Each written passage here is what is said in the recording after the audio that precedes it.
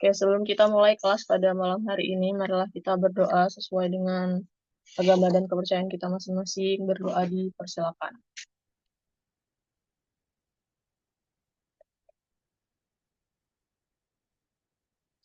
Ini berdoa selesai. Oke. Bentar, Kak, share screen ya. Hari ini kita akan mempelajari 50 soal ya, teman-teman. 50 soal latihan infeksi. Nanti 50 soalnya dari 60 sampai 100 bisa teman-teman kerjakan ya, latihan soal sendiri. Atau kalau teman-teman kelas offline nanti dibahas sama mentor offline-nya. Oke. Untuk link absensi sudah Kak Fir kirimkan di chat ya. Jadi bisa absensi dari sekarang. Oke. Nah, kita akan bahas 50 soal. Nah, ini teman-teman. Kak Fir lihat sih sepertinya soalnya ada beberapa yang sama dengan periode lalu. Ada beberapa soal yang berbeda. Jadi Kak Fir akan coba dulu bahas pakai PPT periode lalu. Nanti setelah kita selesai bahas 50 soal, teman-teman bisa berbicara ya, maksudnya Kak, nomor sekian sekian sekian berbeda. Nah, nanti kita bahas di PPT yang baru soal yang berbeda tersebut, gitu ya, supaya lebih banyak teman-teman dapat latihan soalnya. Oke, nanti sistemnya Kafir akan baca 5 soal pertama, nanti dilanjutkan dengan teman-teman ya. Biar terasa cepat, kita mulai dari belakang saja. 50 soal dari belakang. Setelah 5 soal nanti silakan ya, ada yang mohon bantuannya untuk membacakan soalnya. Oke. Udah kelihatan teman-teman PPT-nya atau masih belum ya? Sudah, Kak. Sudah, oke. Nomor 50 ya. Obat apa yang berperan dalam menimbulkan efek samping tersebut? Jadi efek sampingnya adalah pasien mengeluhkan berhalusinasi akhir-akhir ini. Nah, silakan teman-teman, obat apa yang bisa menyebabkan halusinasi?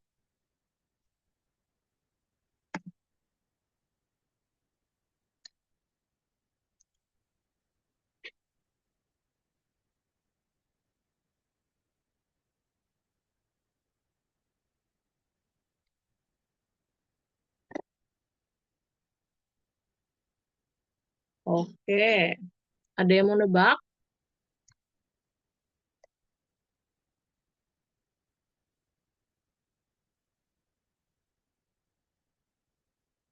A. Betul, Mbak. Mbak atau Mas Alexa ya, betul ya. Jadi yang efaviren. Ingat ya, kemarin di kelas kita bahas bahwa Eva suka halu dan memperbesar payudara. Payudara artinya apa? Suka efaviren bisa nyebabin halusinasi, ya, halusinasi, dan dia bisa nyebabin pembesaran payudara pada laki-laki. Disebut sebagai apa, teman-teman, kondisinya? Ginekomastia ya. Ginekomastia atau pembesaran payudara pada laki-laki. Oke.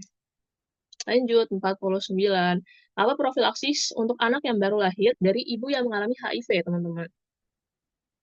Silakan. Bayinya bisa dikasih apa?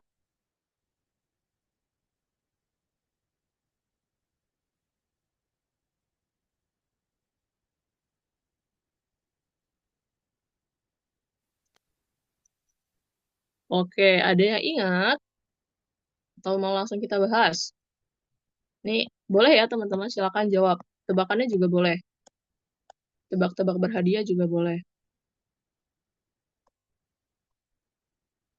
Oke, jadi kalau misalnya bayi lahir dari ibu HIV, ingat ada dua.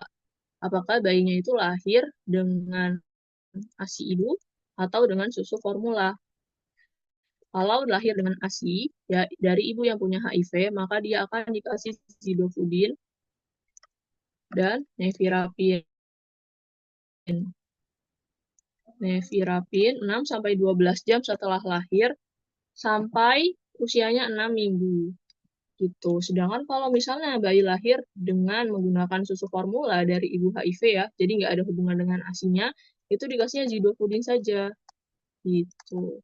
Kenapa? Karena kalau misalnya ibu yang memberikan ASI-nya dan dia punya HIV, maka dia ada resiko penularan ya, teman-teman. Resiko penularan melalui air susu ibunya. Makanya kalau misalnya regimen buat bayi yang menggunakan ASI dari ibu HIV itu lebih banyak, yaitu Zidofudin kombinasi dengan nevirapin. Tadi keduanya menggunakan 6 sampai 12 jam pasca lahir, lo hilang. Pasca lahir sampai dengan usia 6 minggu. Setelah itu ya kalau tidak Zidofudin kombinasi dengan nevi, nevirapin, kalau dia pakai ASI, kalau dia susu formula, pakainya Zido saja ya, gitu. Terus setelah 6 minggu dia akan dilanjutkan dengan cotrimoxazole ya, teman-teman. Cotrimoxazole. Betul, tadi sudah ada yang menjawab ya. Jadi jawabannya adalah yang dodol. Tadi Mbak siapa tadi? Aku lihat ada yang sudah menjawab. Barista ya, barista betul jawabannya dodol ya. Zidofudin. Oke.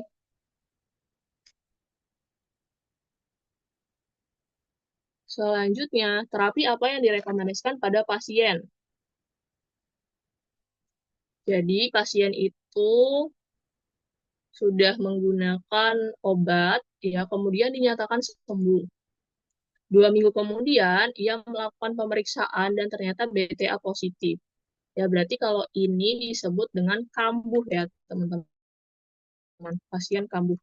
Karena dia awalnya sudah negatif, jadi awalnya dia positif, terus pakai obat selama satu periode, sudah negatif, tiba-tiba hasilnya berubah menjadi positif lagi karena reinfeksi. Nah, berarti regimen apa teman-teman yang direkomendasikan untuk pasien tersebut?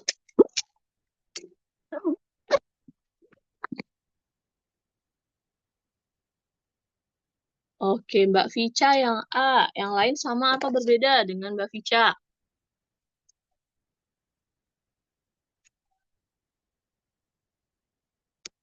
Sama atau berbeda?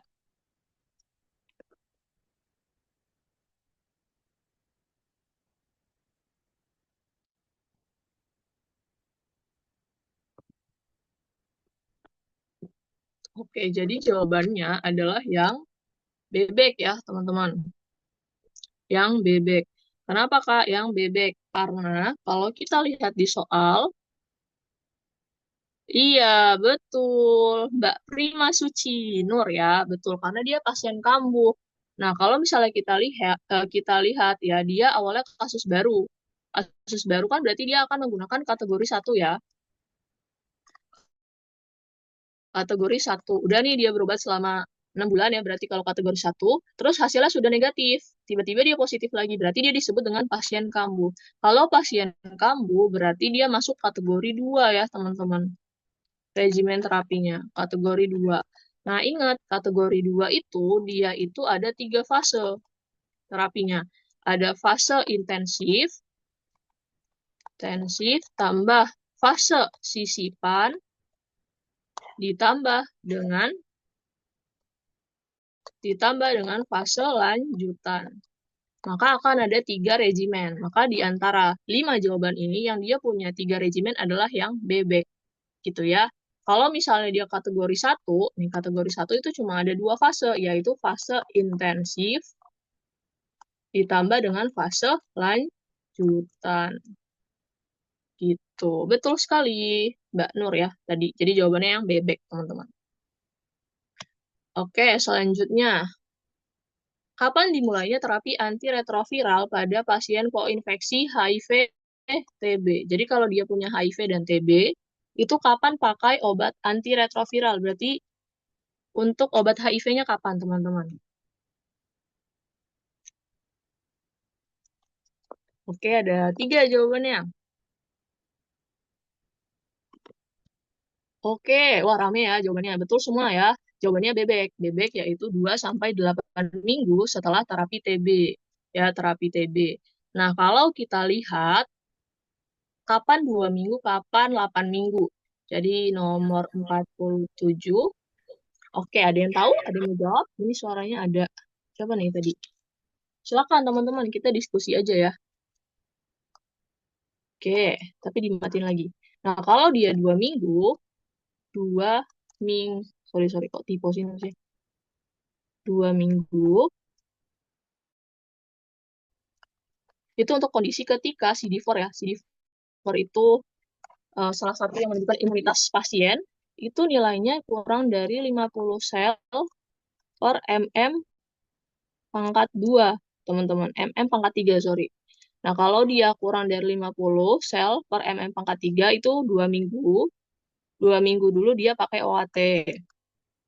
Setelah 2 minggu baru dilanjutkan ya. Setelah 2 minggu baru dilanjutkan OAT kombinasi dengan ARV gitu. Sedangkan kalau dia 8 minggu itu untuk kondisi siapa? Ketika CD4-nya itu nilainya adalah lebih dari 50 sel per mm pangkat 3. Jadi 8 minggu pertama dia pakai OAT dulu. Setelah itu baru dilanjutkan OAT kombinasi dengan ARV. Gitu ya. Tapi prinsipnya betul. Teman-teman semua sudah hafal ya 2 sampai 8 minggu setelah terapi TB. Oke, selanjutnya nomor 46, teman-teman.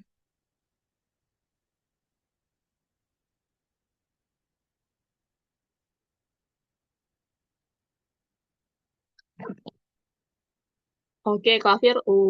Oke, Kafir terakhir baca ya. Karena 5 soal. Terapi profilaksis TB pada bayi adalah TB sekarang, teman-teman. Kalau tadi HIV, profilaksis untuk bayi HIV, sekarang TB. TB dikasih apa kalau baru lahir?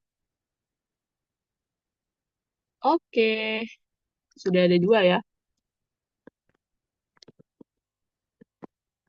Oke, ya betul, semuanya betul ya. Jawabannya adalah E, yaitu isoniazid atau INH ya teman-teman.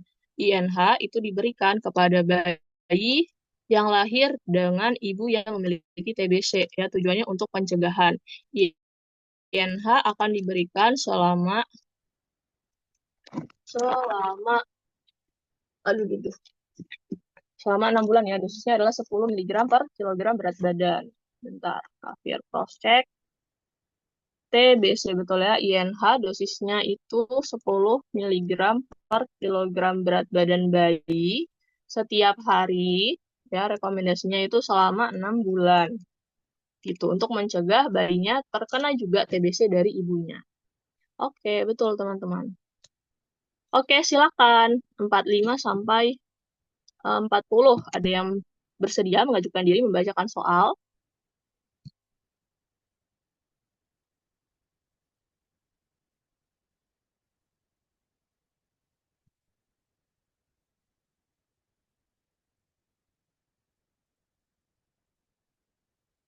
Oke, kalau begitu, kalau begitu, kalau begitu, Kak bolehkah minta tolong kepada siapa ya?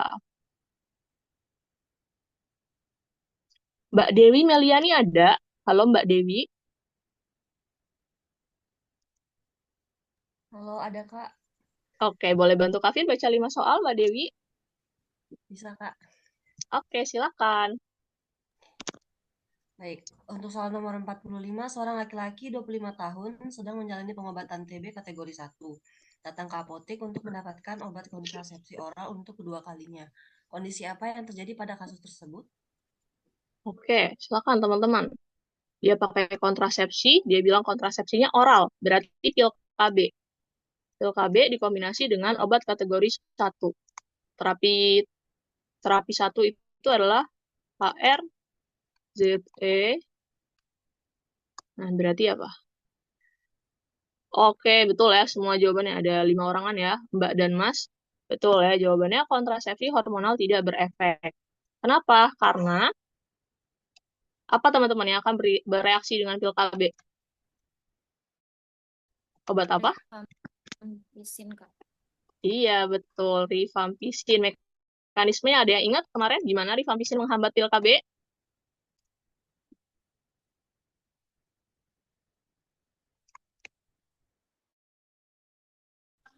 Dia disebut sebagai metabolisme inducer. Ya, sehingga rifampisin akan meningkatkan metabolisme dari pil KB. Akibatnya apa kalau metabolisme dari pil KB meningkat?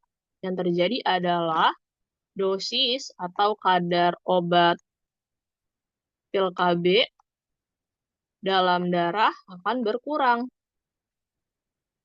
Makanya nanti efeknya adalah efek pil KB akan berkurang. Jadi pasiennya bisa tetap hamil walaupun dia sudah pakai pil oral atau pil KB. Maka rekomendasinya apa teman-teman? Solusinya untuk pasien dengan kondisi seperti ini? Kontrasepsi non hormonal. Betul, kontrasepsi non-hormonal seperti IUD maupun kondom ya, teman-teman.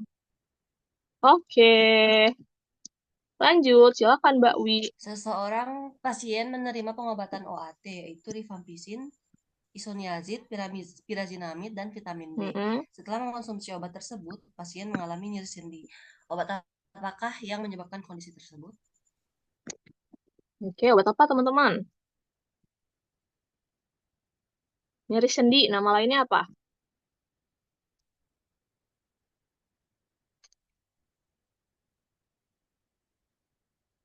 Iya, betul ya.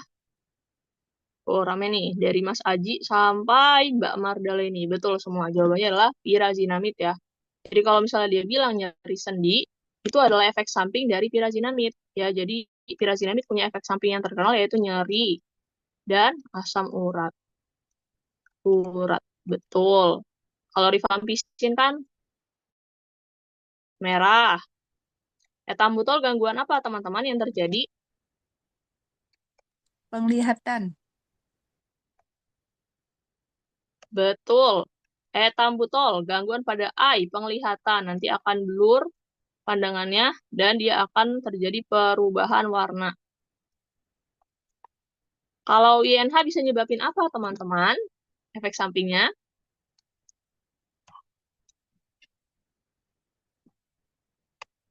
Betul, Mbak Prima. Neuropati perifer ya. Neuropati perifer. Oke, 100 buat teman-teman semua. Lanjut, Mbak. Baik, untuk soal nomor 43, seorang pasien wanita berusia 20 tahun datang ke puskesmas dengan diagnosis TB dari dokter. Dokter telah memberikan terapi TB kategori 1. Pasien akan menebus untuk bulan kedua. Obat yang akan ditebus adalah? Kategori kedua, tapi bulan kedua, tapi dia pakai kategori 1. Kategori 1 obatnya apa, teman-teman? Bulan pertamanya. 2 bulan pertamanya pakai apa? C. Betul. Oke, sudah pada hafal ya. C, betul. Regimennya adalah 2HRZE ya, teman-teman. Jadi 2 bulan pertama pakai setiap hari. H berarti isoniazid, R berarti rifampisin, Z dari pirazinamid, E dari etambutol. Betul. Ya. Selanjutnya, Seorang laki-laki yang berusia 40 tahun datang ke rumah sakit dengan keluhan batuk kronis dan demam yang sudah berlangsung 1 bulan sebelumnya. Berdasarkan hasil pemeriksaan, pasien tersebut didiagnosa TBC dan diberikan OAT kategori 1 untuk fase intensif. Berapa lama obat itu akan diminum pada fase tersebut? oke, fase intensif berapa bulan, teman-teman? Oke, mantap. Pada sudah hafal ya. B, baik, betul 2 bulan. Karena tadi ya, 2HRZE ditambah dengan 4HR. Kalau dia kategori 1, dia cuma punya 2 fase. Yang depan namanya fase intensif, ya. Yang akhir namanya fase lanjutan. Itu kalau kategori 1. Maka yang ditanya dia fase intensif, berarti yang awal. Yang awal berapa bulan? 2 bulan. Ya, betul. Nah, kalau misalnya kategori 1, kalau kategori 2, ya, dia ada tambahan, yaitu namanya fase sisipan ya, selama 1 bulan. Gitu. Oke, mantap. Selanjutnya, silakan, Mbak. Seorang pasien perempuan berusia 25 tahun didiagnosa terkena TB. Pasien mendapatkan terapi isoniazid, rifampisin, etambutol, dan streptomisin. Pasien mengeluh mengalami gangguan penglihatan. Obat manakah yang dapat menyebabkan efek samping tersebut? Oke, wah rame nih jawabannya. Oke, ya lebih dari 5 orang menjawab. Betul, jawabannya adalah etambutol ya. Etambutol Ingat, hurufnya E, berarti gangguannya pada E juga, yaitu eye. Akan menyebabkan blurred vision, pandangannya menjadi kabur, ataupun color change pada pasien. Oke, betul.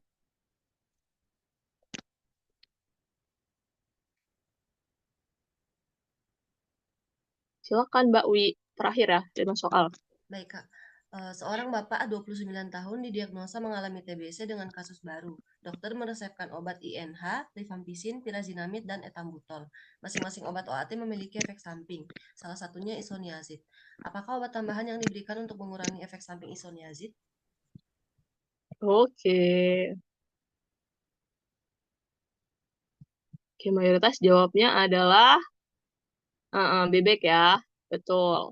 Jadi kalau misalnya dia mengalami efek samping dari isoniazid, itu ditambahinnya piridoksin atau vitamin B berapa teman-teman? Piridoksin itu?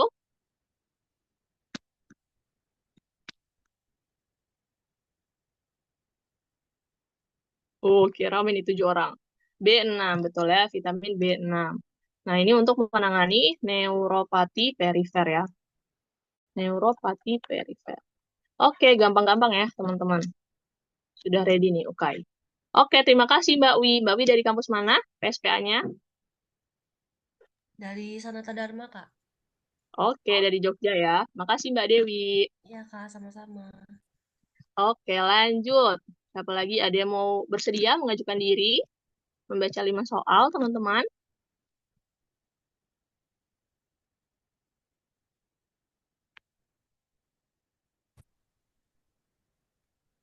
Oke, kalau gitu Kafir minta tolong siapa ya? Hmm, Mbak Ajeng Putri Kumala ada? Halo Mbak Ajeng. Iya, Kak. Oke, boleh bantu Kafir baca 5 soal? Boleh, Kak. Nomor Oke. 39, pasien TB mengonsumsi obat OAT, ada INH, rifampicin, pirazinamid, etambutol, dan streptomycin.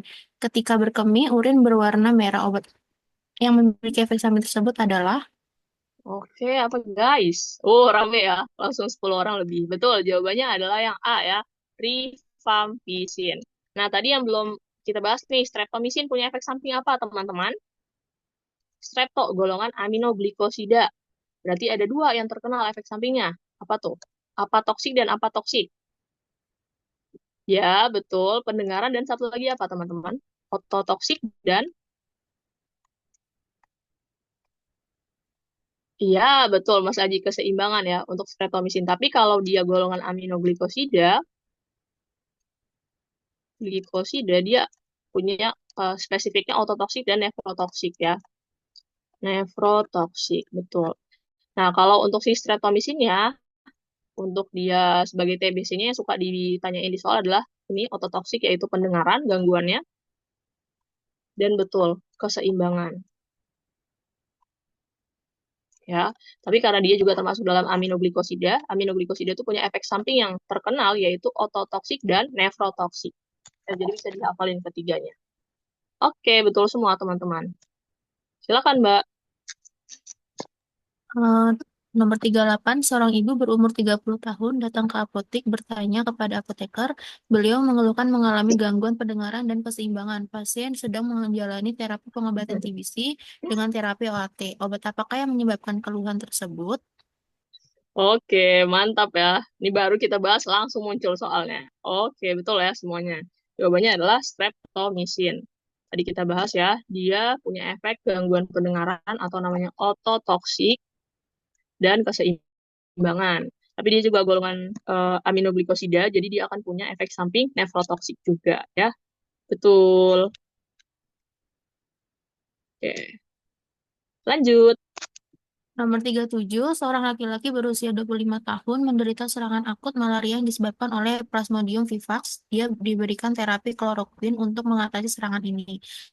Sebagai apoteker, terapi apa yang perlu diberikan kepada pasien untuk mengatasi terjadinya relapse dari serangan tersebut? Oke, silakan teman-teman. Kalau ini hafalan ya, yang ada di modul.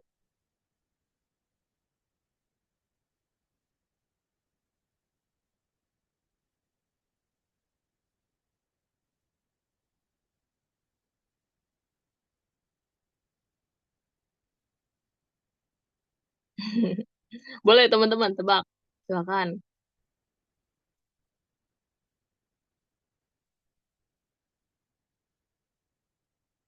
Oke, tidak ada tebakan. Ya, oke, kalau gitu kita bahas ya. Nah, jadi kan kata kuncinya dia relapse, teman-teman. Tapi sebelumnya dia sudah kena Vivax ya. Nah, ini malaria itu. Nah, ini ya.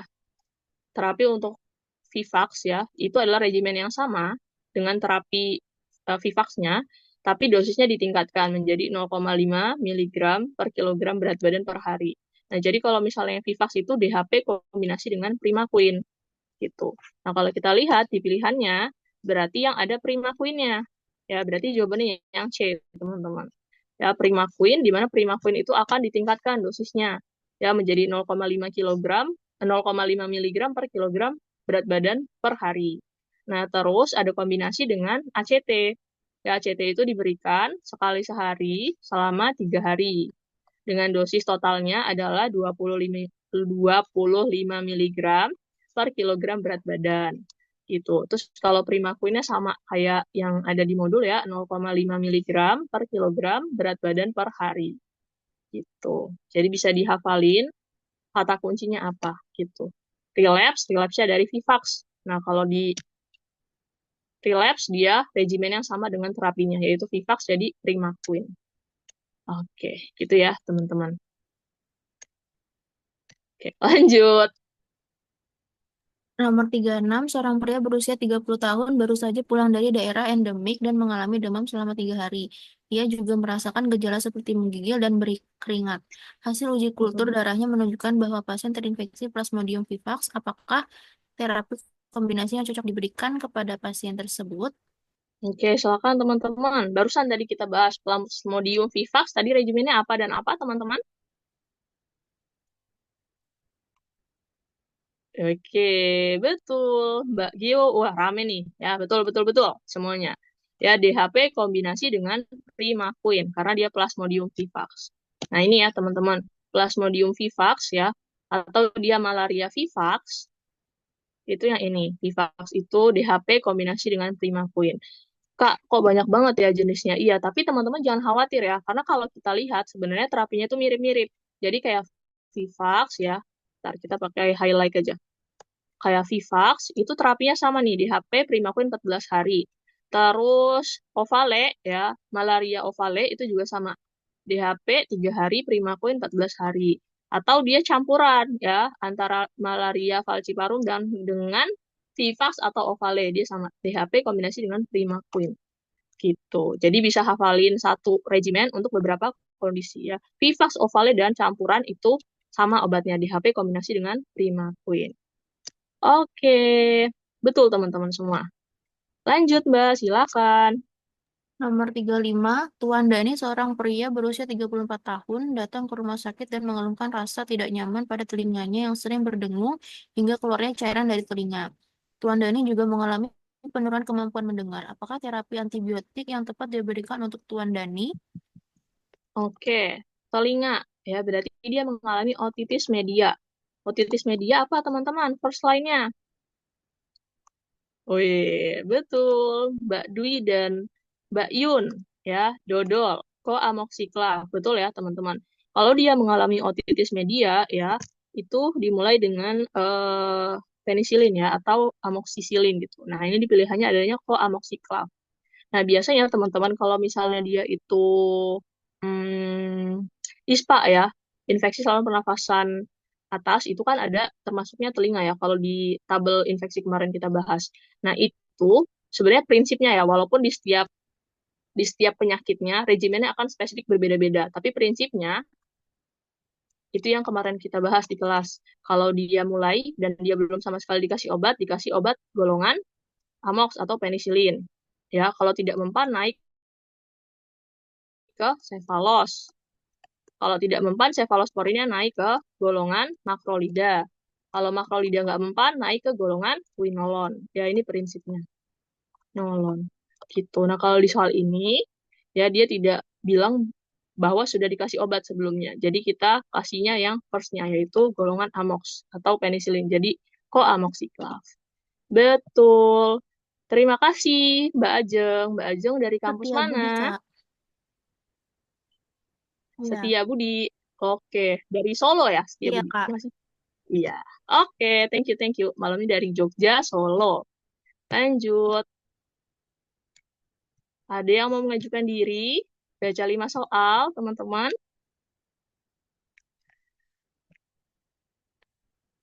Oke, kalau gitu Kak Fiar minta tolong siapa ya?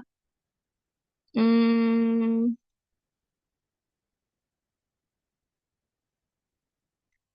Mbak Mardaleni ada? Halo Mbak Mardaleni. Ada Mbak, cuman di sini lagi hujan Mbak, agak kurang Oh, lagi kedengeran. aja. Heeh. Oke, nggak apa-apa Mbak Marda. Oke, kalau gitu Mbak Vica. Halo Mbak Vica, apakah ada Mbak Vica? Apakah aman kondisinya? Bisa Halo tolong Kak, bantu baca 5 soal? oke baik Kak. Oke, thank you. Seorang perempuan berusia 42 tahun datang ke Poli THT dengan keluhan nyeri tenggorokan. Pasien mengalami penurunan nafsu makan karena nyeri saat menelan. Diagnosis dokter sudah esophageal candidiasis. Terapi apakah yang direkomendasikan untuk pasien tersebut? Oke, silakan teman-teman. Kandidiasis berarti jamur. Nah, berarti anti jamur apa yang direkomendasikan?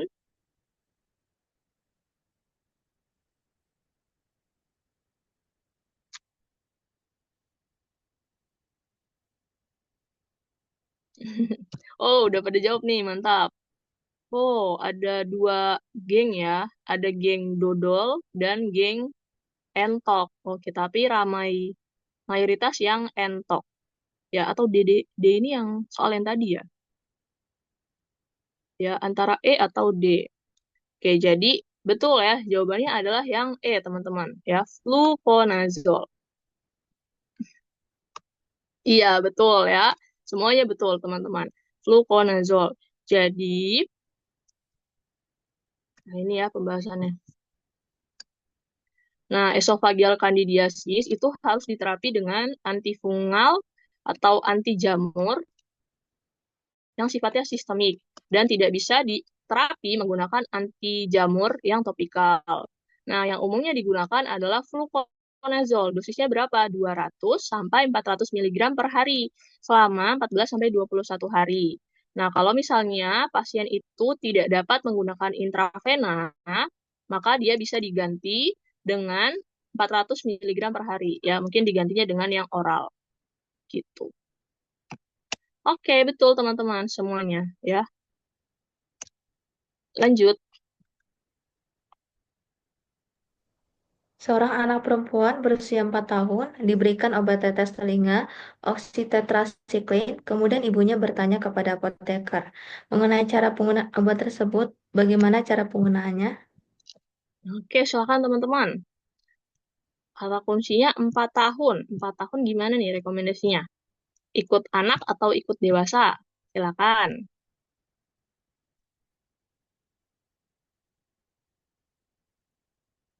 Oke.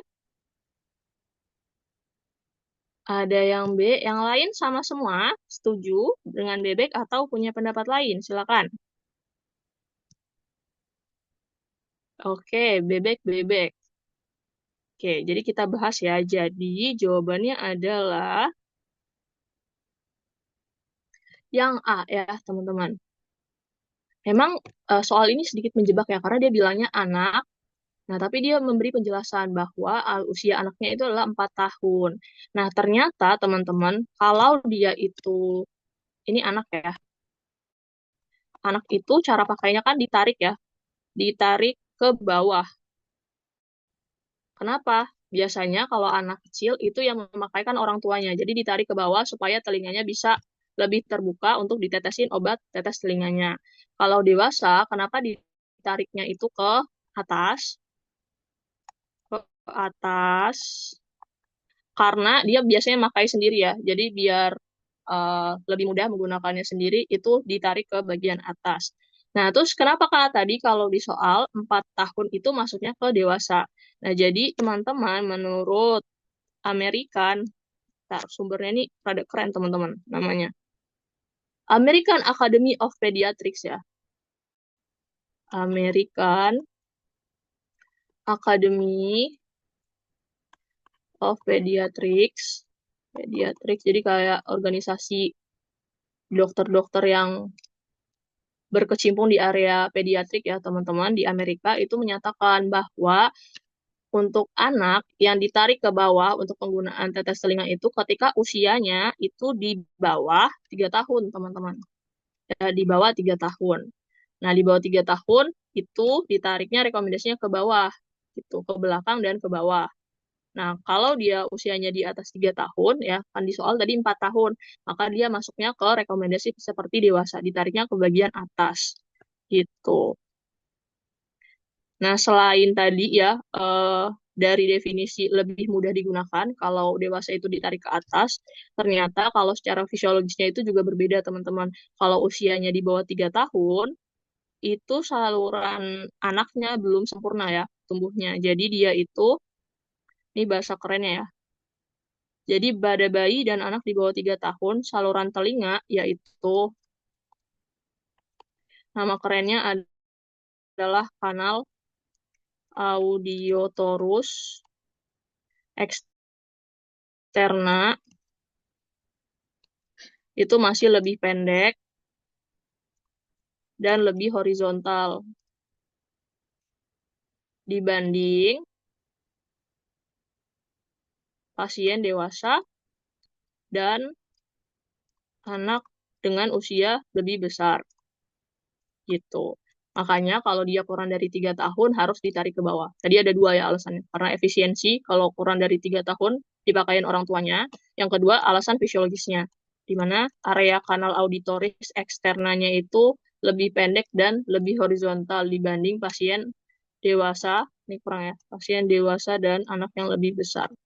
Gitu. Jadi ingat-ingat, pokoknya kalau anak kurang dari 3 tahun, ditarik ke bawah. Kalau dia lebih dari 3 tahun, masuk kayak dewasa, ditarik ke atas. Oke. Lanjut, Mbak. Silakan. Pasien anak perempuan 5 tahun yang menderita infeksi saluran pernapasan atas mengalami reaksi alergi setelah mengkonsumsi cefadroxil yang diresepkan oleh dokter. Apakah antibiotik lain yang Anda sarankan kepada dokter untuk pasien tersebut? Oke, silakan teman-teman. Apa yang bisa dikasih? Kalau dia nggak bisa nih dikasih cefadroxil, artinya golongan beta-laktam, nggak bisa dia. Oke, betul. Mas Aji dan Mbak Dwi ya. Entok ya. Eritromisin. Eritromisin golongan apa? Makrolida ya. Nah, ini prinsipnya teman-teman. Kan tadi urutannya itu prinsip tangganya amox ya, atau golongan penisilin, terus cefalos, terus yang ketiga makrolida, terus yang keempat quinolon. Kak, kenapa nggak ciprofloxacin? Cipro kan golongan quinolon. Di atas juga. Tapi urutan ya, teman-teman. Biasanya prinsipnya itu urutan tangga. Jadi kan tadi dia nggak bisa cefadroxil. Cefadroxil itu kan di area cefalos ya. Dan dia udah jelas dia nggak bisa keduanya. Tangga 1 dan tangga 2 nggak bisa. Karena ini golongan beta-laktam. Dia alergi ya. Atau dia tidak bisa, intoleran. Maka kalau 2 nggak bisa, naiknya ke 3 ya, teman-teman. Makrolida. Eritromisin, singkatannya ECA ya. Eritromisin, claritromisin, azitromisin. Untuk ingatnya. Makrolida ECA. Gitu. Oke, betul. Lanjut, Mbak, silakan. Priyanti yang berusia 29 tahun mengeluhkan mual dan demam beberapa hari. Kemudian setelah hasil kultur darah pasien keluar menunjukkan positif Salmonella typhosa. Oleh dokter diberikan pengobatan klorovenikol. Manakah di bawah ini yang termasuk mekanisme dari klorovenikol? Wih, mantap. Langsung pada jawab nih. Oke. Betul ya. Betul semuanya yang jawab nih. Jawabannya betul semua, yaitu cendol. Ya, dia akan mempengaruhi 50S. Singkatannya apa kemarin, teman-teman? Kalau di sindrom yang menghambat 50S. Betul. 5CC. Apa aja sih, teman-teman, 5CC itu? Iya, linezolid, betul, Mbak Dwi, Mas Aji. Terus, dia makrolida, betul. Linya linezolid. Maknya makrolida. Tidak. C yang pertama atau kedua adalah salah satunya kloramfenikol. Salah satunya lagi apa? Iya, betul. Clindamycin ya. Oke, sudah pada hafal nih materi kemarin. Mantap, mantap. Clindamycin, kloramfenikol ya. Oke, jago nih teman-teman. Sudah dihafalin. Oke, 100 buat teman-teman semua. Lanjut. Seorang pasien datang ke dokter, beliau mengeluhkan BAB berlendir disertai darah. Kemudian pasien mengeluhkan perut, sering kram, disertai demam. Hasil pemeriksaan feses menunjukkan pasien terinfeksi histolitika dan dokter mendiskusikan terapinya bersama apoteker. Obat apakah yang disarankan? Oke, pemeriksaan feses teman-teman. Oh, banyak nih jawabannya. Iya, betul ya. Jawabannya pada sudah betul, yaitu cendol ya, teman-teman. Metronidazole. Karena dia keluhannya terkait dengan BAB ya. Keluhannya adalah BAB berlendir, berdarah. Jadi kata kuncinya gangguannya itu di mana? Gangguannya adalah di buang air besarnya, di fesesnya. Maka kita ingat ya, itu termasuk ke dalam singkatan enclomeva ya. Ini kan penyebab diare ya. Enclomeva itu singkatannya entamuba, giardia lambia, clostridium. Obatnya apa? Obatnya adalah meva. Jadi first line-nya adalah metronidazole, second-nya adalah vancomycin. Gitu ya. Meva, metronidazole, vancomycin.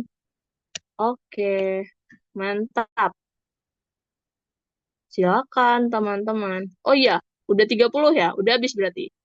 Oke, terima kasih Mbak Vica. Mbak Vica asal kampusnya dari mana? Sanata Dharma, Kak. Oh, tadi ya barengan sama Mbak yang pertama tadi, Mbak Dewi ya, dari Jogja. Iya, Oke, thank you Mbak Vica. sama-sama, Kak. Oke, selanjutnya ada lagi yang mau mengajukan diri, teman-teman? Belum kafir menunjuk, siapa tahu ada yang mau bantuin baca.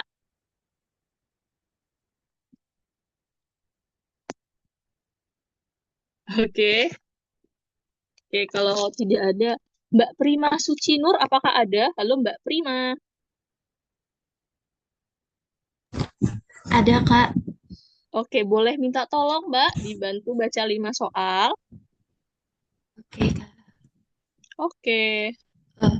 Nomor 29, seorang ibu ke apotek membawa resep ciprofloxacin pulvaris 250 mg untuk anaknya yang berusia 3 tahun. Apoteker melakukan kajian resep lalu mengusulkan penggantian obat kepada dokter. Alasan apoteker mengganti obat tersebut adalah Oke, alasan menggantinya. Apa teman-teman? Oh, rame nih. Oke, betul semuanya ya. Bebek. Yang akan menghambat pertumbuhan tulang. Betul ya. Citul singkatannya di sindrom. Ciprofloxacin tulang. Ya, betul. Citul. Ciprofloxacin tulang. Oke. Kalau mengakibatkan gangguan pendengaran, golongan apa teman-teman? Golongan apa tadi kita bahas? Aminoglikosida. Contohnya apa? Ami dan Genta beli strep mas ya. Amikasin, gentamisin, kanamisin, streptomisin. Oke, terus kalau perubahan warna gigi, efek samping dari obat apa teman-teman?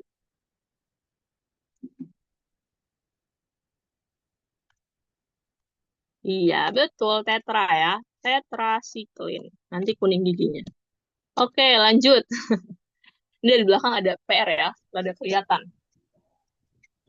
Nyonya Rianti yang berumur 35 tahun menderita penyakit infeksi hepatitis C dan telah diberikan terapi yang tepat. Namun dia akhir-akhir ini dia mengeluhkan sering terjadinya sindrom flu pada terapi injeksi. Apakah kondisi ini sering terjadi? Oke, pada terapi injeksi apakah kondisi ini sering terjadi? Jadi yang sering terjadi apa? Sindrom flu-nya. Nah, mungkin ini kurang familiar ya, teman-teman. Tapi coba teman-teman tebakannya apa? A, B, C, D, atau E? Ada tebakan? D mungkin. Oke. Ya, betul, Mas Aji ya tebakannya. Nah, interferon alfa ya, teman-teman, injeksinya itu punya efek samping khusus, yaitu bisa nyebabin flu-like syndrome ya. Jadi ini bisa di notes. Ya, tapi memang mungkin tidak familiar ya kita soal-soalnya. Tapi bisa dicatat. Nanti kalau tiba-tiba di UKI muncul, ingat-ingat sindrom flu itu interferon alfa ya. Oke, betul tebakannya. Oke, betul Mbak Yun. Oke, sebagai apoteker, ya, kok Kak Fira yang baca? Silakan Mbak. Sorry, sorry. Tuan Bardo berusia 40 tahun mengalami infeksi Mhm. bakteri yang ditandai dengan penumbuhan kultur bakteri Streptococcus pneumoniae yang sensitif terhadap quinolone. Riwayat pasien hingga sekarang menderita hepatitis berat. Sebagai apoteker, terapi obat apakah yang perlu dihindari untuk pasien tersebut? Silakan teman-teman. Apa terapi yang dihindari untuk pasien yang udah ada gangguan hati, yaitu hepatitis?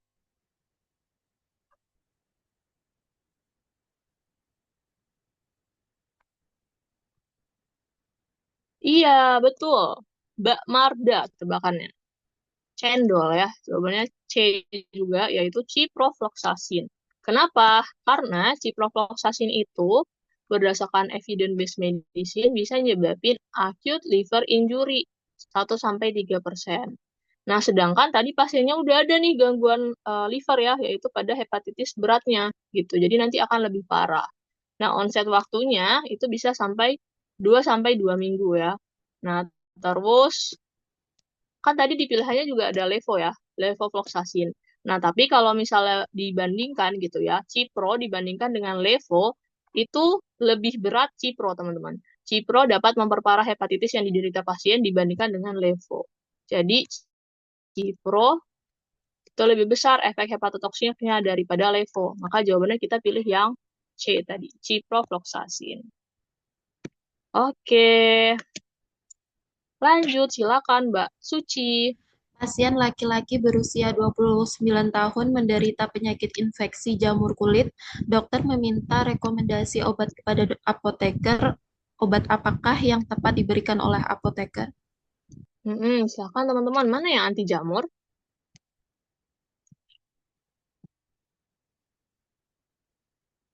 Oke, ada dua nih, ada yang C, ada yang bebek. Oke, ya betul ya, bebek. Salep ketoconazole ya, ketoconazole golongan anti jamur. Oke, gentamisin dan chloramphenicol, ini anti apa teman-teman?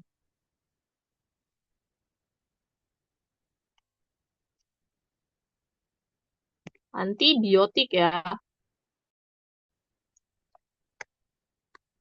Iya betul, antibakteri Mbak Yun. Kalau asiklovir untuk menangani apa teman-teman? Ini udah bakteri, jamur. Asiklovir apa? Virus, betul. Herpes, betul ya. Langsung spesifik penyakitnya, boleh.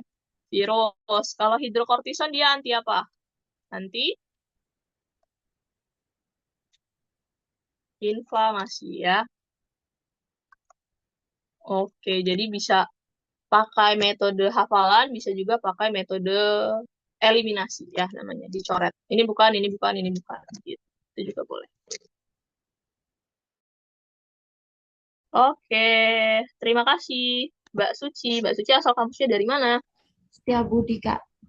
Setiabudi. Oke, dari Solo juga. Thank you ya. Oke, siapa lagi nih yang bersedia membantu? 5 orangan lagi. Mbak Ade Erdiansari ada? Halo Mbak Ade. Ada, Kak. Oke, boleh bantu Kafir baca 5 soal Mbak Ade. Oke. Oke. Tuan Suwanto berusia 30 tahun mengalami lesi pada kulit yang semakin lama semakin banyak dan kaku pada area tersebut. Setelah melakukan pengujian klinik, pada jaringan tersebut didapati bahwa pasien mengalami infeksi bakteri Mycobacterium leprae. Obat apa yang disarankan oleh apoteker? Oke. Apa teman-teman? Mycobacterium lepra. Kalau ini sifatnya hafalan ya. Karena dia ada regimen khususnya obat apa aja yang bisa dikasih untuk lepra. Oke, betul Mbak Duanti dan Mbak Dika ya, atau Mas Dika. Ya, betul. Jawabannya adalah A. Ya, karena kondisinya disebut dengan Mycobacterium lepra. Ya, maka, nah ini ya, TB lepra itu bisa dikasih rifampicin, boleh dapson, boleh lampren, boleh clofazimin. Jadi ini sifatnya hafalan. Ya, jadi bisa dihafalin untuk pasien tersebut. Gitu. Oke. Oke, selanjutnya silakan, Mbak. Seorang laki-laki datang ke dokter, kemudian menceritakan riwayatnya hubungan seks. Kemudian dokter mengatakan bahwa pasien beresiko mengalami infeksi hepatitis C kronik dan mulai berkembang menjadi sirosis hati. Terapi antiviral yang direkomendasikan untuk pasien tersebut adalah Oke, silakan teman-teman. 24.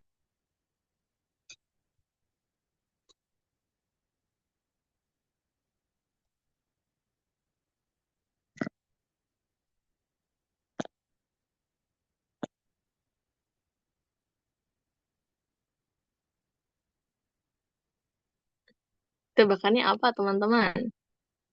Siapa tahu benar kayak tadi, Mas Aji ya. Nebak terus benar jawabannya. Silakan, teman-teman. Tebakannya apa? Nomor 24. Dia ada kondisi khususnya adalah hepatitis C kronis ya, gangguan liver. Terus dia juga udah punya sirosis hati, berarti udah parah ya livernya, karena udah sampai tahap sirosis. Nah, dia mau dikasih antiviral yang aman atau direkomendasikan apa gitu.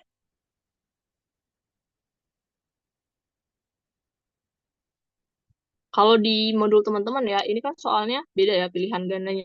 Pilihan gandanya kalau misalnya di modul teman-teman yang sekarang itu kan PEG interferon alfa ya, terus B-nya itu adalah zidofudin ya. Terus ada lamivudin, terus ada ribavirin, terus ada evaviren gitu. Nah, boleh teman-teman mau jawab pakai yang jawaban lama dulu atau pakai yang jawaban baru juga boleh.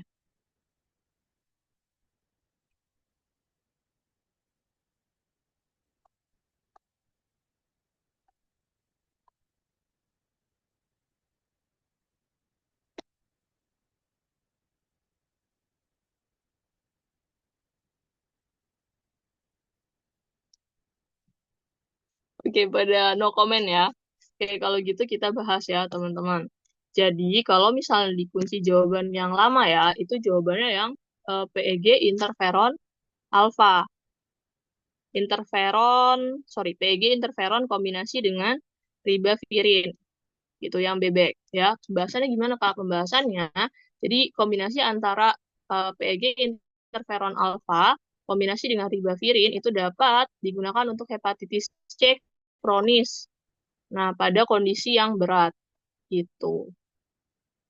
Ya, terus kalau di pilihan yang baru ya, teman-teman, itu kan ada pilihannya lebih banyak dan berbeda ya dengan yang lama. Nah, kalau di pilihan yang baru, teman-teman, rekomendasinya itu bisa sedikit berubah gitu. Karena pilihannya bukan cuma ada PEG interferon. Kalau di pilihan modul yang saat ini ya, teman-teman, yang di tempatnya teman-teman. Kenapa? Karena ada pilihan lamivudin. Jadi kita pilihnya lamivudin kalau pilihan gandanya seperti yang baru, yang ada di modul teman-teman A, B, C, D, dan E gitu. Nah, kenapa? Karena lamivudin itu direkomendasikan rekom untuk pasien yang mengalami hepatitis kronis yang sudah menjelang ke sirosis gitu. Nah, sebenarnya kenapa nggak PEG lagi, Kak, gitu ya? Kan tadi rekomendasinya PEG gitu ya, teman-teman. Nah, ini PEG itu memang bisa untuk hepatitis,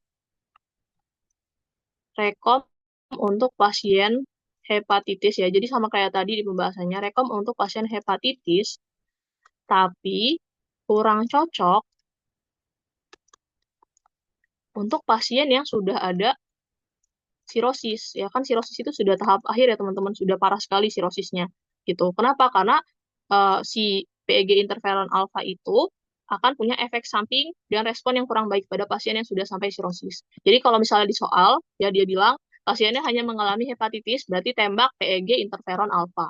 Tapi kalau dia bilang soalnya seperti di sini ya, hepatitis kronis dengan sirosis hati, maka tembaknya adalah cari jawaban lamivudin. Gitu ya, teman-teman. Nah, terus kalau si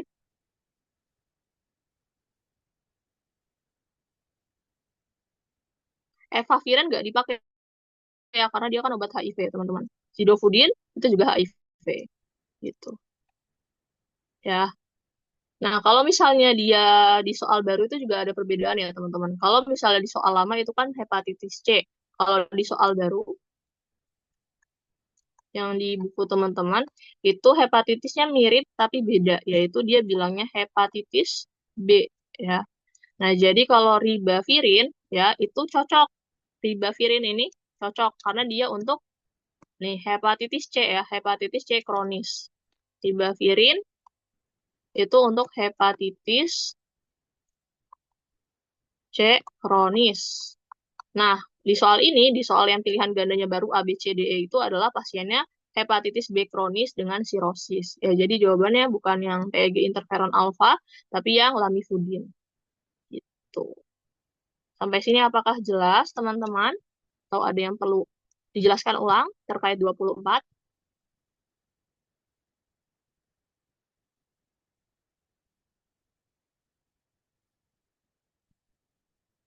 Oke, aman? Oke, kalau aman kita lanjut ya. Oke, silakan Mbak Ade.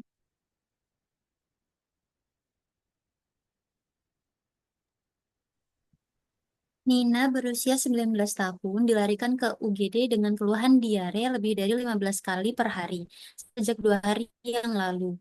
Konsistensi festusnya encer, berlendir, dan berdarah. Dokter mendiagnosa pasien tersebut disentri yang disebabkan oleh amuba. Terapi lini pertama yang tepat diberikan untuk pasien tersebut adalah Langsung jawabannya ramai nih. Oke. Betul ya, metronidazole ya. Ingat-ingat ini berhubungan dengan feses, diare ya. Dan dia udah clear bilang amuba ya. Jadi singkatannya tadi enclomeva. N-nya itu untuk entamuba ya. Tadi kan dia bilang amuba. Jadi entamuba itu obatnya meva. Metronidazole vancomycin. Betul jawabannya yang tadi. Dodol. Oke. Lanjut. Silakan, Mbak. di suatu perkampungan di daerah NTB terjadi KLB kolera yang disebabkan oleh bakteri Vibrio kolera yang mencemari sumber mata air di kawasan tersebut. Banyak masyarakat yang mengalami diare setelah minum air dari mata air tersebut. Antibiotik lini pertama apa yang diberikan untuk penanganan diare kolera? Apa teman-teman? Udah ada yang jawab nih. Mbak Gio, Mbak Pica, Dodol.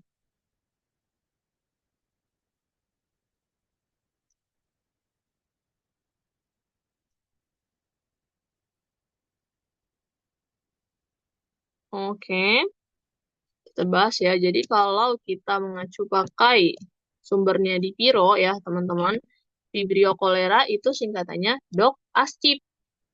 Jadi bisa doxycycline, kalau tidak ada pakai azitromisin atau ciprofloxacin.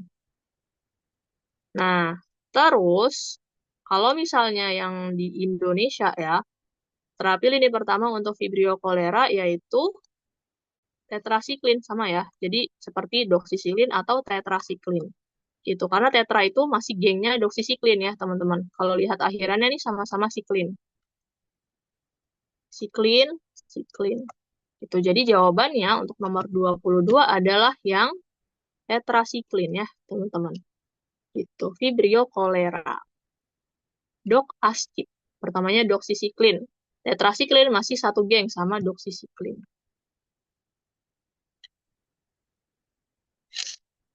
Kalau di PMK bilangnya apa, teman-teman? Kolera.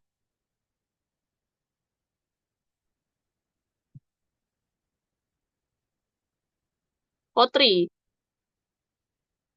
Kolera.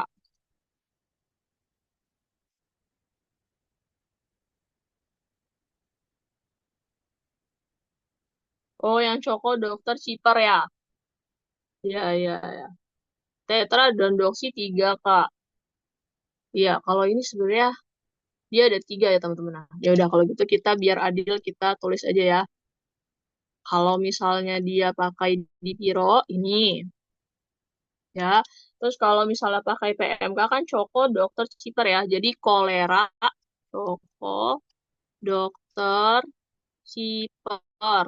Jadi cholera, ko-nya kotrimoxazol, dok-nya doksisiklin, tetrasiklin, dan ciprofloxacin, cipro, dan R-nya adalah eritromisin.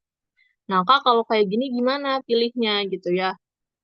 Kalau di pembahasan itu kita ngasihnya di dipiro, teman-teman.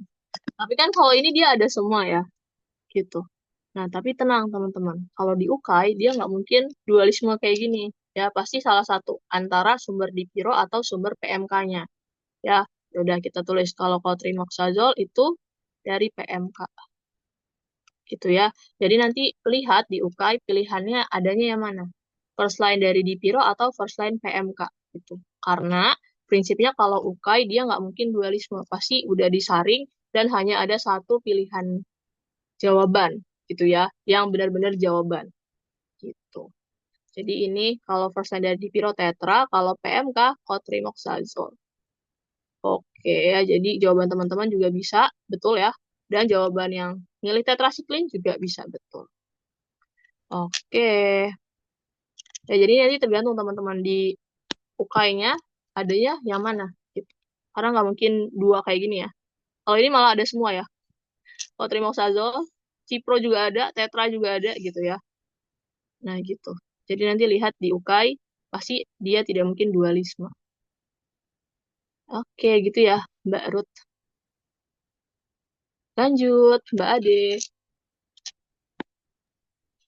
Tuan Yahan berumur 45 didiagnosa ISPA. Berdasarkan pemeriksaan kultur pasien diberikan terbamisin, acetaminophen, salbutamol, CTM, dan multivitamin. Setelah 4 hari minum obat-obatan tersebut, kadar kreatinin meningkat yaitu 3,5 mg per dl.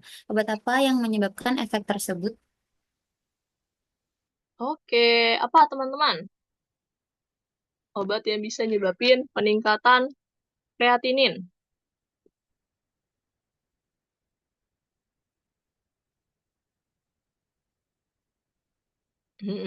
Betul ya. Tobramycin. Kenapa? Tobramycin golongan apa, teman-teman? Bisa nyebabin gangguan pada ginjal. Golongan aminoglikosida ya, teman-teman. Karena dia misin-misin akhirnya. Ya, kan biasanya kita kenal di sindrom singkatannya Genta, Ami, dan Genta beli strepmas ya kan. Strepmas. Jadi gentamisin, amikasin, streptomisin. Nah, beberapa yang jarang dipakai tapi dia itu aminoglikosida juga seperti neomisin, netilmisin, tobramycin maupun kanamisin ya, teman-teman. Nah, itu golongannya sama aminoglikosida. Jadi efek sampingnya tadi ototoksik dan nefrotoksik. Gitu. Oke. Selanjutnya, Mbak Ade. Seorang bayi baru lahir prematur dari seorang ibu yang menderita demam tipoid. Setelah dilakukan kultur sel darah, bayi tersebut dinyatakan terjangkit tipoid. Dokter akan memberikan chloramphenicol injeksi untuk pengobatan bayi tersebut. Efek samping yang harus diwaspadai adalah Oke, wah rame nih jawabannya. Oke, betul semuanya. Gray baby syndrome ya. Kalau bayi kurang dari 2 tahun, itu nggak boleh dikasih gray baby syndrome. Kalau dia kloromfenikolnya buat dewasa, bisa nyebabin efek samping apa, teman-teman?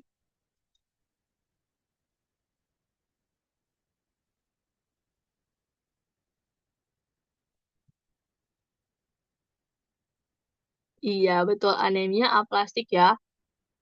Mas Jonathan, Mbak Suci, betul. Mbak Dika, betul ya. Anemia aplastik. Nah, ini teman-teman ya. Pas UKI Kafir muncul ya. Kafir itu UKI kapan ya? 2024 Maret ya, tahun lalu. Itu yang muncul itu anemia. Kan secara teoretisnya anemia aplastik ya. Nah, ini tuh beneran muncul di UKI Kafir ya. Kalau di Kafir itu muncul anemia hemofilus. Nah, nanti kalau misalnya ini bisa muncul lagi di teman-teman ya, pilih yang tetap anemia ya teman-teman. Soalnya dulu kafir itu karena baca ada belakangnya berbeda dengan yang kita hafalin gitu ya. Oh berarti ini bukan jawabannya gitu kafir mikirnya. Padahal itu ya jawabannya karena kata kuncinya sama-sama anemia gitu. Jadi nanti kalau misalnya ini muncul lagi di periode teman-teman, pilihlah yang ada kata anemianya. Karena itu kunci utama dalam menjawabnya. Gitu ya, efek samping kunci utamanya adalah anemia kalau untuk dewasa. Oke, lanjut. Udah habis ya 20. Oke, terima kasih Mbak Ade. Mbak Ade asal kampusnya dari mana? USB, Kak. USB, Setiabudi juga. Iya, Kak. Oke, thank you ya. Oke, lanjut. Coba lagi ya. Ini nama orang kah? Mbak Skolastika ada? Halo Mbak Skolastika. Halo Kak, Oke, ini nama Mbak. Panggilannya gimana? Mbak Sko gitu? Apa gimana? Mbak iya Tika? panggilannya sekolah aja Kak. Mbak Sko. Oke, keren ya namanya. Oke, oke. Boleh bantu Kafir baca 5 soal Mbak Sko? Iya bisa Kak. Oke, silakan Mbak Sko. Tuan Suroto berusia 45 tahun didiagnosa ISK dan diresepkan ciprofloxacin oleh dokter. Bagaimanakah mekanisme kerja antibiotik tersebut? Oke, gampang nih teman-teman. Gimana? Ciprofloxacin, golongan quinolone. Berarti? Oh, rame nih jawabannya. Ya, betul ya. C ya. Singkatannya adalah di sindrom kemarin DNA-ku. DNA quinolone ya. Jadi betul jawabannya cendol. Oke, lanjut Mbak Sko. Seorang perempuan didiagnosa menderita kandidiasis oral. Perempuan tersebut datang ke apotik ingin menebus resep yang berisi obat nistatin. Bagaimanakah mekanisme kerja obat nistatin? Ini hafalan juga teman-teman. Gimana kemarin? Nistatin. Mekanismenya.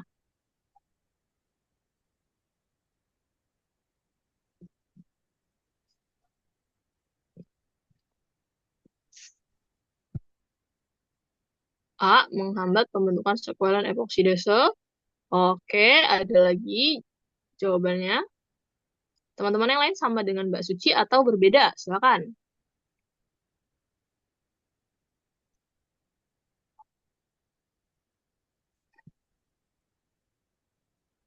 Oke. Oh, ada lagi nih, Mbak Ruth juga A. Ya, kita bahas. Kata kuncinya nistatin, teman-teman. Nistatin itu punya efek mekanisme yang sama dengan amfoterisin B ya. Jadi jawabannya adalah cendol. Dia menghancurkan ergosterol jamur. Nah ini ya, kalau kita lihat golongan atau contoh obat amfoterisin B dan nistatin itu langsung menghancurkan ini. Siapa nama dia? Ergosterol. Ya, menghancurkannya gimana caranya? Menghancurkannya, dia mekanisme langsung menghancurkan ergosterol.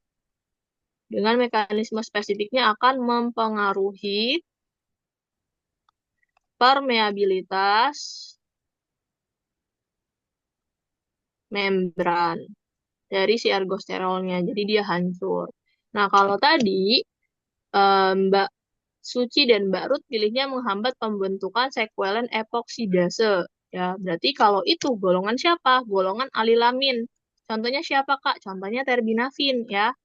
teman-teman. Jadi terbinafin itu tadi betul menghambat sekuelen epoksidase. Jadi sekuelen bahan bakunya nggak bisa berubah jadi lanosterol. Nah, kalau lanosterol nggak ada, maka dia nggak bisa diubah menjadi ergosterol. Ergosterol tuh ini ya, zat yang ada di antara fosfolipid ini, fosfolipid nih. Fosfolipid bilayernya untuk merapatkan membran sel gitu atau plasma membran bahasa Inggrisnya. Oke. Ya, lanjut. Anak Kimberly yang berumur 6 bulan dibawa oleh ibunya ke dokter dengan keluhan sariawan di mukosa mulut bagian bawah. Terapi apa yang Anda sarankan sebagai apoteker terkait kasus tersebut? Apa teman-teman? Sariawan dikasih apa? Oke, woi, rame, mantap, mantap. Ya, betul semua. Dari Mbak Marda sampai Mbak atau Mas ya. Dika, betul semua ya. Cendol, Nystatin, drop ya. Apalagi dia bayi ya, teman-teman. Sediaan drop sangat membantu. Netesin supaya ditetesin ke area yang sariawannya. Nah, terus kalau mau ingat-ingat juga bisa dari gambar ya. Ini gambar mekanisme yang tadi. Lihat di bagian Nystatin. Nystatin itu ada gambar lidah. Ya, lidah artinya dia itu umum digunakan untuk kandidiasis oral. Diasis oral dan di sini ada gambar vagina. Jadi dia umum juga digunakan untuk penyakit vaginitis. Gitu. Oke. Lanjut, silakan Mbak. Seorang wanita 35 tahun datang ke rumah sakit karena sudah 3 hari mengalami nyeri tenggorokan dan sakit ketika menelan. Dokter memberikan obat yang berisi antibiotik Streptomycin dan Gramicidin. Apa dasar pertimbangan dokter? Ini FG Troches ya teman-teman. Apa pertimbangan dokter ngasihnya FG Troches teman-teman?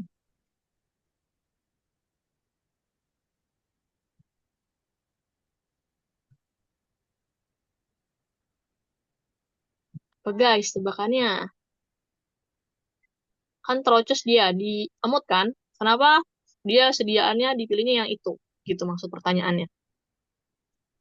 Betul, Mbak Zul ya. Jawabannya yang A. Betul, Mbak Ruth. Mbak Yun juga betul ya. A. Untuk mengatasi infeksi lokal gitu ya. Ketika dia dibentuk dalam sediaan troches ya, teman-teman. Itu kan termasuk dalam tablet hisap tuh. Ya pasti teman-teman familiar ya. FG troches tuh sediaannya kayak donat ya, teman-teman. Donat. Kayak SP troches tapi kalau FG troches ada antibiotiknya. Nah, si sediaan ini itu termasuk dalam tablet hisap. Tujuannya apa? Tujuannya itu adalah untuk dia itu memberikan tadi mengatasi infeksi lokal. Ya, biasanya kan kalau misalnya FG Troches buat gangguan di tenggorokan gitu ya, gatal dan lain-lain. Nah, tujuan lainnya ini tujuan pertama. Tujuan lainnya adalah untuk mengurangi ya zat aktif yang masuk ke pencernaan. Itu tujuan keduanya. Kan kalau misalnya dia diminum oral, kan dia akan masuk ke pencernaan. Sehingga nanti yang memberikan efek, ya, karena kan akan berikatan dengan banyak hal ya, kalau misalnya dia masuk pencernaan. Sehingga nanti zat aktifnya akan berkurang. Makanya diberikannya juga dalam bentuk tadi, troches, gitu. Biar langsung berefek di area yang sakitnya. Oke. Udah ya, udah 5 soal ya. Terima kasih, Mbak Sko. Mbak Sko, asal kampusnya dari mana, Mbak Sko? Dari Sanata Dharma, Kak. Oh, dari Jogja. Oke. Terima kasih, Mbak Sko. Ya, mayoritas Jogja dan Solo ya malam hari ini. Oke, silakan tiga peserta lagi yang membantu Kafir. Ada yang berkenan? Oh, coba nih. Mbak Kadek Sinta Dewi ada? Halo, Mbak Sinta? Ada, Kak. Oke, boleh bantu Kafir baca 5 soal, Mbak Sinta? Ya. Oke, silakan. Nyonya Nina berusia 29 tahun didiagnosis sinusitis oleh dokter. Dokter meresepkan antibiotik amoksisilin. Berapa lama penggunaan obat ini? Berapa lama teman-teman? Oke. Ih, pinter-pinter ya. Jago teman-teman ini. Mantap, betul. Jawabannya adalah 5 hari. Ya, lihat di tabel, di modul ya kalau yang sudah dapat. Kalau yang belum nggak apa-apa. Sinusitis ya, itu tadi kan dia nanya kalau dia amoksisilin berapa lama. Nah, itu 5 hari ya teman-teman. Jadi ini sifatnya hafalan. Ya, 5 hari. Betul sekali. Lanjut, Mbak. Raihan berusia 7 tahun menggunakan amoksisilin 250 mg sebagai terapi infeksi faringitis yang dideritanya. Bagaimana aturan pakai amoksisilin tersebut jika diketahui amoksisilin termasuk antibiotik time different?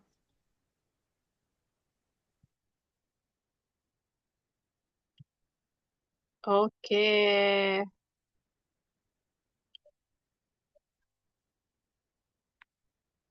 Oke.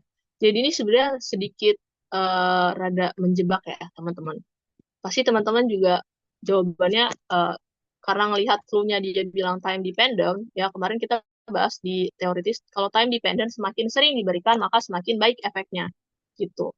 Tapi teman-teman, ketika kita lihat case-nya itu adalah faringitis ya, faringitis dan anak yang mengalaminya, ya, jadi pasiennya adalah anak, itu amoksisilinnya, teman-teman, kalau berdasarkan Dipiro ya, teman-teman bisa buka Dipiro edisi 12 tahun 2023,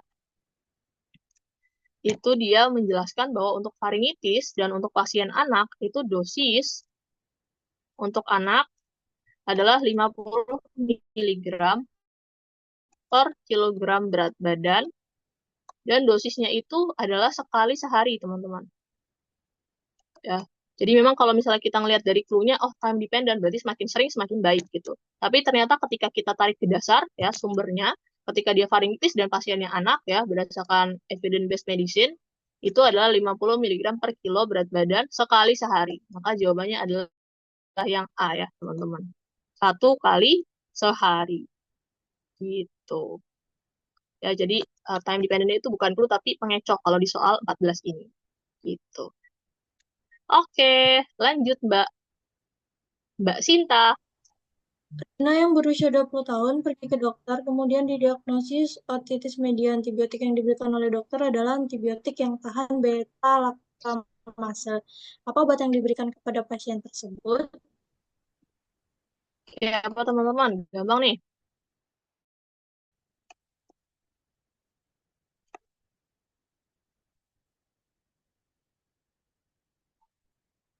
Iya, betul ya. Dodol. Ya, asam fulanat, amoksisilin. Ya, selain itu juga ada misalnya ampicillin sulbactam ya. Kalau ada di pilihan itu juga bisa.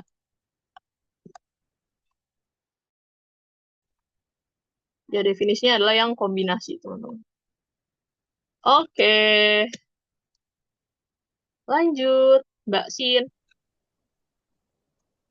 Seorang pasien wanita berumur 45 tahun didiagnosa dokter menderita CAP dan diberikan antibiotik secara empiris. Berapa lama penggunaan antibiotik tersebut? Empiris, berapa lama, guys? Oke, ada yang C, ada yang bebek. Oke, dua kubu nih. Seru nih. Ada yang cendol, ada yang bebek. Oke, ada lagi? Atau semuanya cendol dan bebek? Oh, revisi C. Oke ya, jadi betul jawabannya kalau dia empiris ya, teoritisnya adalah cendol ya teman-teman. 48 sampai dengan 72 jam. Nah ini ya teman-teman terkait teoritisnya, di mana antibiotik empiris itu diberikan dalam jangka waktu 48 sampai 72 jam. Selanjutnya akan diikuti dengan evaluasi. Terus ya itu ya teman-teman, kata kuncinya adalah 48 sampai 72 jam. Gitu sampai menunggu hasil uji bakterinya atau uji kulturnya itu keluar. Gitu. Nanti kalau sudah keluar, maka antibiotik empirisnya akan diganti dengan antibiotik apa, teman-teman? Kalau uji kulturnya sudah keluar, antibiotik memberikan sesuai dengan uji kultur disebut dengan definitif. Betul, Mbak. Mbak An ya. Definitif. Oke, selanjutnya silakan Mbak. Ibu Retno, 30 tahun, sedang menyusui anaknya berusia 5 bulan, kemudian didiagnosis dokter terkena ISK. Dokter bertanya kepada apoteker, obat apa yang tepat dan aman untuk dikonsumsi oleh ibu tersebut adalah Oke, sedang menyusui. Silakan teman-teman.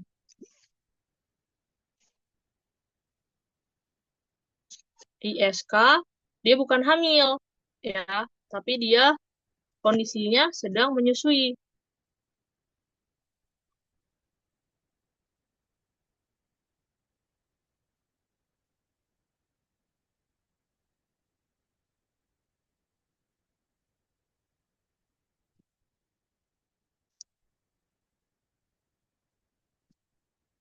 Oke, ada yang sudah memberikan tebakannya. Mas Aji, cendol. Oke, yang lain? Ada tebakan lain, teman-teman, selain Mas Aji?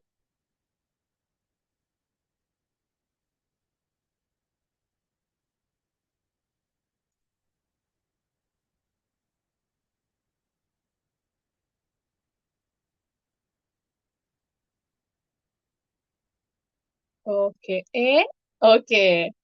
Ya, betul ya. Jawabannya yang teman-teman. Dipilihnya yang aman, yaitu si koamoxiclav ya, teman-teman.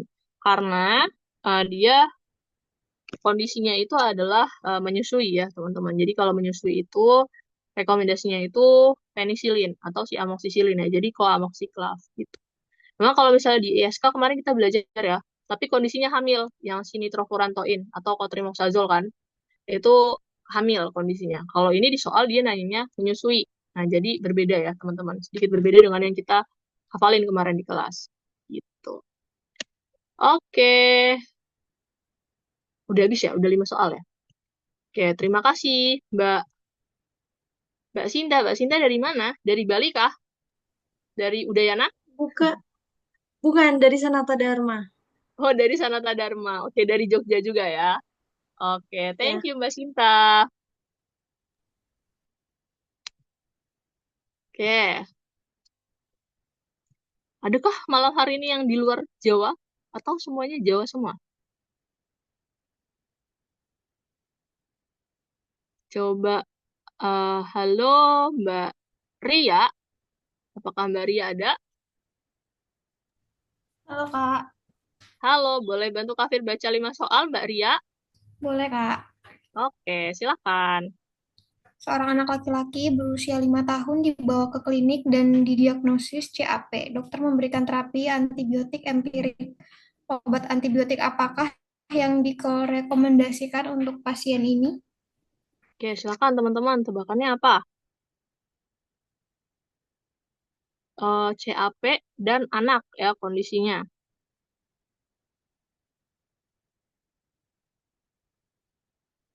Oh, rame nih. Oke, A. Ya, rata-rata A. Kondisinya anak ya, teman-teman.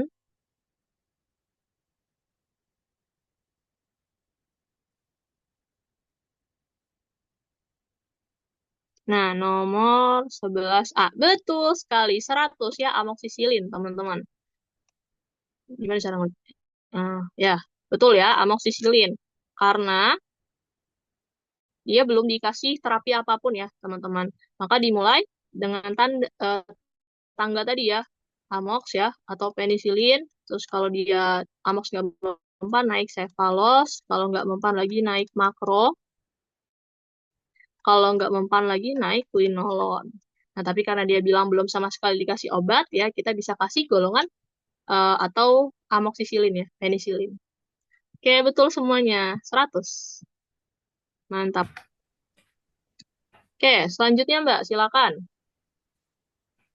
Nyonya Amalia yang berusia 33 tahun mengalami keputihan. Setiap bangun pagi, keluar cairan kental dari alat kelaminnya dan memerlukan waktu untuk membersihkannya.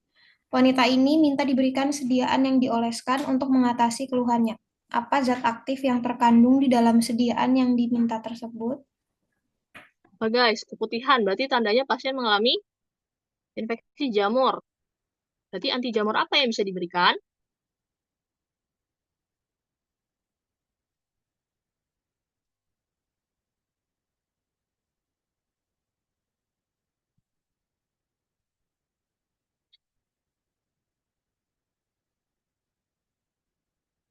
Iya, betul semuanya ya. Miconazol, betul. Miconazol ya, golongan azol tadi.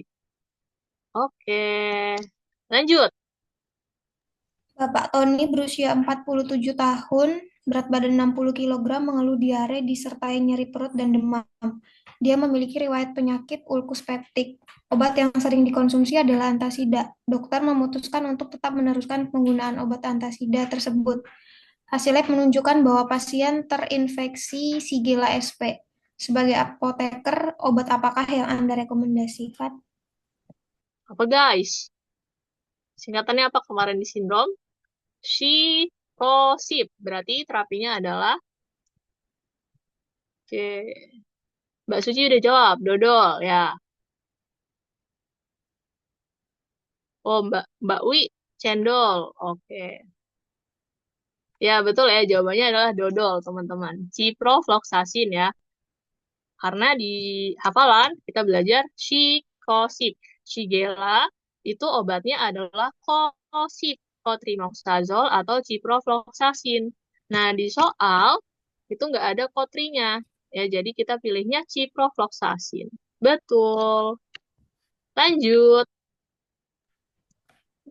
Tuan Aldebaran, 56 tahun, mengeluh batuk terus-menerus selama 1 bulan dan produktif dalam 2 minggu ini. Aldebaran didiagnosis menderita laten TBC. Dokter akan memberikan tunggal anti-TB, yaitu tablet isoniazid. Bagaimanakah mekanisme kerja obat yang diberikan kepada Tuan Aldebaran dalam pengobatan? Oke, apa guys? Aldebaran. INH mekanismenya seperti apa? Kalau di hafalan kemarin kita belum bahas ya teman-teman, isoniazid masuknya kemana? Boleh tebakannya dulu, siapa tahu benar.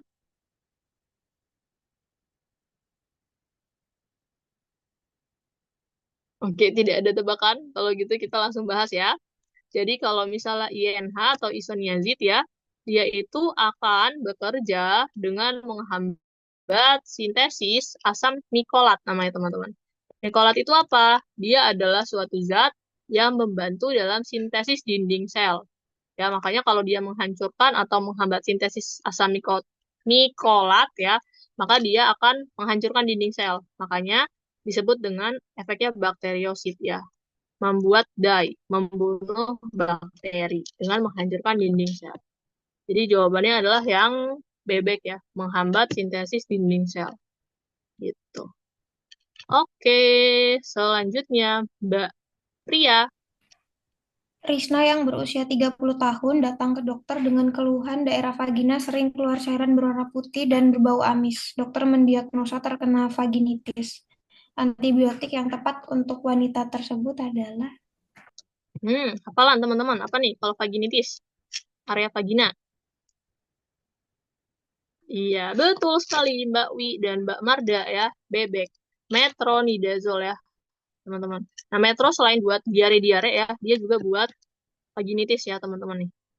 Vaginitis atau trichomoniasis itu sama obatnya metronidazole ya. Bisa diingat-ingat teman-teman. Metronidazole, clindamycin, nystatin atau sering juga dipakainya fluconazole. Kalau di prakteknya ya teman-teman di kehidupan nyata, biasanya kalau pasiennya itu sudah parah terkena vaginitis, biasanya kan awalnya dimulai dengan metronidazole. Kalau metronidazole nggak mempan, dia itu second choice-nya jadi kombinasi teman-teman. Clindamycin, kombinasi dengan fluconazole. Nah, biasanya terapinya itu 5 hari ya, dan bisa sembuh biasanya. Jamurnya nanti langsung luruh melalui vaginanya. Putih-putihnya itu langsung keluar banyak ya, melalui vaginanya. Gitu. Oke, terima kasih Mbak Ria. Mbak Ria asal kampusnya dari mana? Sanata Dharma, Kak. Oke, thank you ya dari Jogja ya. Oke.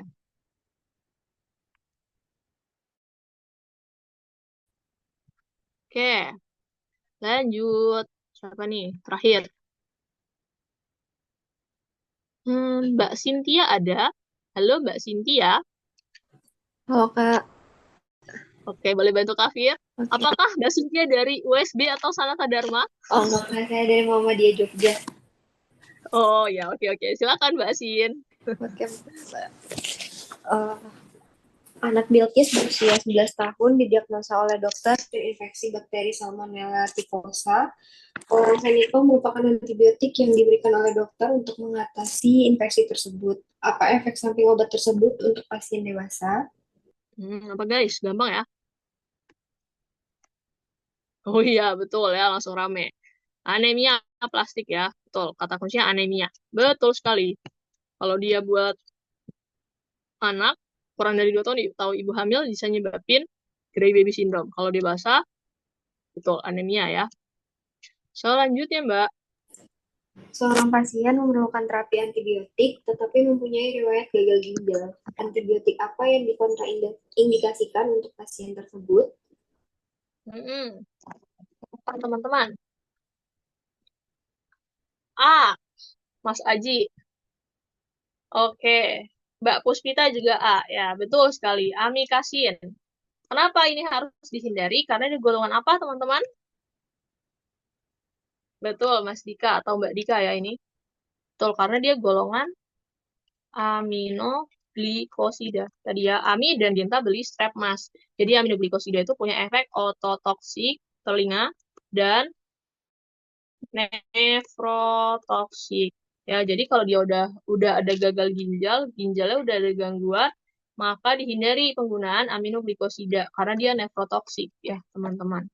Gitu. Oke, betul sekali. Lanjut. Tuan Hendra berusia 26 tahun, terkena ISK, dokter meresepkan antibiotik cotrimoxazole berisi sulfamethoxazole dan trimethoprim. Berapakah dosis kedua kombinasi? Oke, yang mana teman-teman? Perbandingannya. Ada ini langsung jawab. Oke. Ada yang B, ada yang C. Oke. Mbak Dika B. Mbak Ade C. Mas Aji B. Oke, ada lagi? Oke. Oke, makin terbagi lagi nih. Ada yang B, ada yang C. Hampir imbang. Perbandingannya berapa sih, teman-teman? Harusnya prinsipnya berapa banding berapa? Kalau teoritisnya kemarin. 1 banding berapa? Oke, pada jawab nih. 5:1, betul ya. Ingat kemarin, kalau dia S, berarti dia itu mirip dengan angka 5. Maka 5:1. Nah, lihat teman-teman. Di antara A sampai E, mana yang dia perbandingannya 5:1. Gitu ya. Maka jawabannya adalah bebek ya, teman-teman. 20 dibagi 4 itu 5 kan. Nah, sama kayak ini. 200 dibagi 40 itu jawabnya 5. Jadi yang betul adalah bebek ya, teman-teman. Nah, kalau 400 sama 60, dia perbandingannya berapa banding berapa, teman-teman? Apakah 5:1? Aku nggak ada kalkulator nih, kebetulan. Oh, ini ada. Coba 400 bagi 60.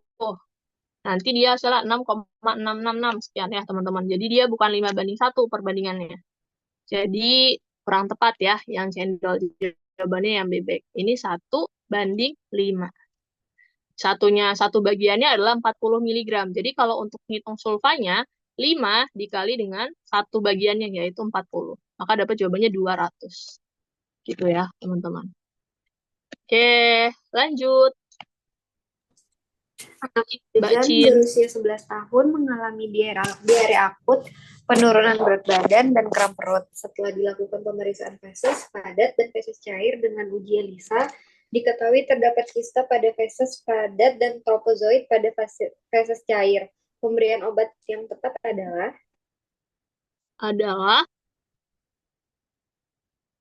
Oke, ya. Rame nih, hampir 10 orang yang jawab. Ya, betul. Jawabannya adalah dodol ya. Metronidazole ya. Udah 3 soal muncul berturut-turut. Dia feses ya. Terus sampai diuji ELISA ya. Nah, berarti dan dia tropozoid ya. Artinya protozoa. Berarti dia metronidazole. Betul sekali. Selanjutnya, terakhir, Mbak Cin. Nyonya Nina sedang hamil 2 bulan mengalami infeksi saluran kemih. Selain itu, diketahui bahwa wanita tersebut mengalami defisiensi glukosa 6-fosfat dihidrogenase atau G6PD. Apakah terapi antibiotik yang dikontraindikasikan dengan pasien tersebut? Oke, kondisi apa? Kondisi apa? Obat apa yang dikontraindikasikan untuk pasien dengan G6PD, penurunan di G6PD?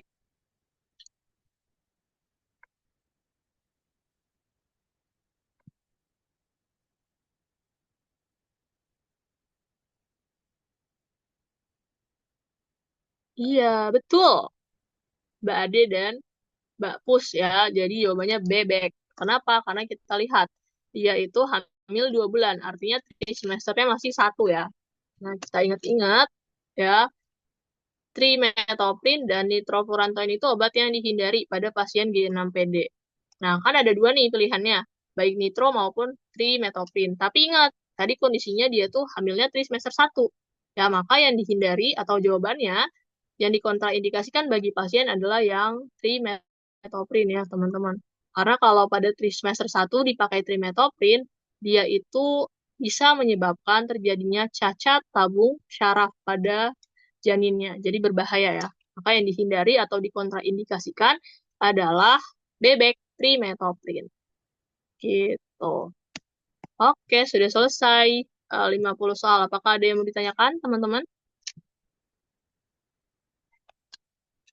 Aman? Oke, kalau sudah aman, dari 50 soal ada soal nomor berapa aja, teman-teman, yang berbeda dengan modul? Udah ditandain? Perlu kita bahas di PPT yang baru, yang di soal nomor berapa aja, teman-teman? Ada yang mau dibahas dari PPT yang bukan PPT, dari soal yang di modul nomor berapa, teman-teman, yang mau dibahas? Karena kurang lebih itu sama soalnya, tapi cuma ada beberapa soal yang berbeda ya antara yang di modul saat ini, jadi diperbarui sedikit berbeda gitu.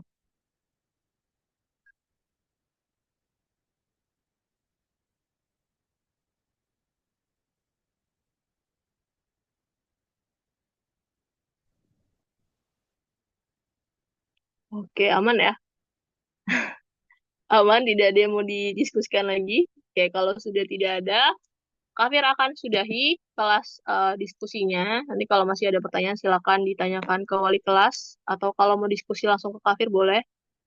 Oke, untuk absensi, bolehkah teman-teman nyalakan kameranya?